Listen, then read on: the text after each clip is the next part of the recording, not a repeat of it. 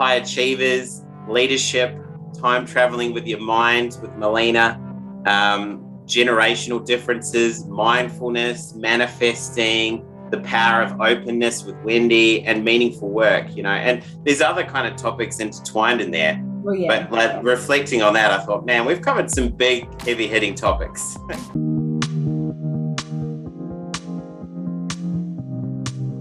So I know that Amanda's a big fan of Alice in Chains. Yeah. But not including Alice in Chains, who is your favorite musical act and why?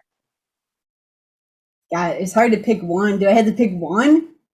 You can pick a few. You can, That's not gonna happen. Yeah, as I was writing, I was like, "Oh, this is a mean question," because I was like, "No."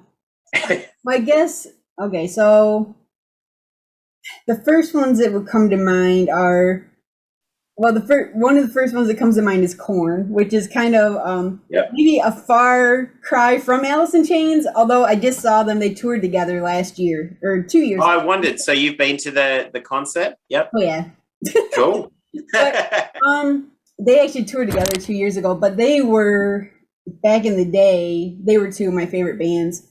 But other than that, I don't know. I mean, there's so many. I'm trying to pick. So I just want to name off like a million because there's so many. The one that's really been with me lately is Chevelle.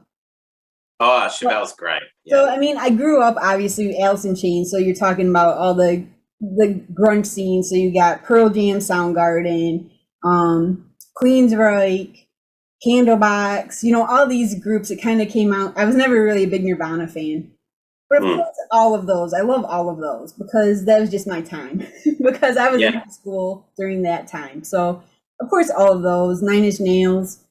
But I've only really, Chevelle's been around forever. They've been around just as long, actually. They've been around since the early 90s, but I only learned about them probably in the past 10 years.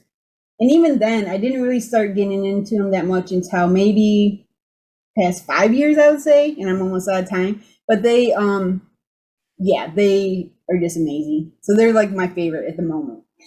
You've got, I keep saying it, behind the scenes. Like, I really need to get your playlists because you've got some great music in there. Like, No, thank you. Thank you for sharing that. So this is a fun one. Okay. So if anybody's watched the show or listened to the show, they know that I am very illiterate when it comes to movies. If illiterate is the right word, so my question, but Adam is not. Adam's the movie guy. So if you could pick one movie that I really need to see, or that I really need to watch, what would it be and why?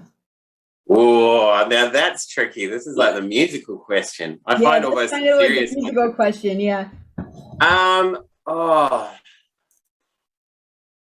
not sure to where even begin. To be honest, like, I don't know. There's some movies that I'm not sure, how much you'd like this one, but like probably the movie that I have loved the most, probably, my favorite movie of all time is a movie called Midnight in Paris by Woody Allen. About that, but I never did watch it. And it's just a beautiful, beautiful movie. Write that down, actually. Yeah, and I'd be curious to know what you think about it because it's just, it's shot in Paris. It's got Owen Wilson in it, and I think Owen Wilson is just acting superbly. Like, I'm a big fan of Owen Wilson, but just the whole theme of the movie is really beautiful, and the acting throughout, such a good cast. But yeah, I think that would be a really wonderful movie to watch. And probably another movie, if I pick another one in there, there's a movie called Bright Star, which is Bright Star, and it's got Abby Cornish in it and Ben Whishaw. I think his name's Ben Whishaw, and it's about the life of John Keats. Okay. And I love John Keats. He'd be easily my favorite poet of all time. Yeah. And it's just it's a very sad movie. So, Midnight in Paris. Sad movies. I just love sad movies. I don't know why, But yeah, it's very sad. But it's like, again, it's a beautiful love story, beautiful kind of, this is showing my sappy side. Like, there's other movies I could tell you, like, horror movies or whatever that I like. But I was like, these are two movies that I loved and I'd be curious to get your thoughts because they are All right, I very guess that's nice a movies. challenge. Then I'm gonna have to. Yeah.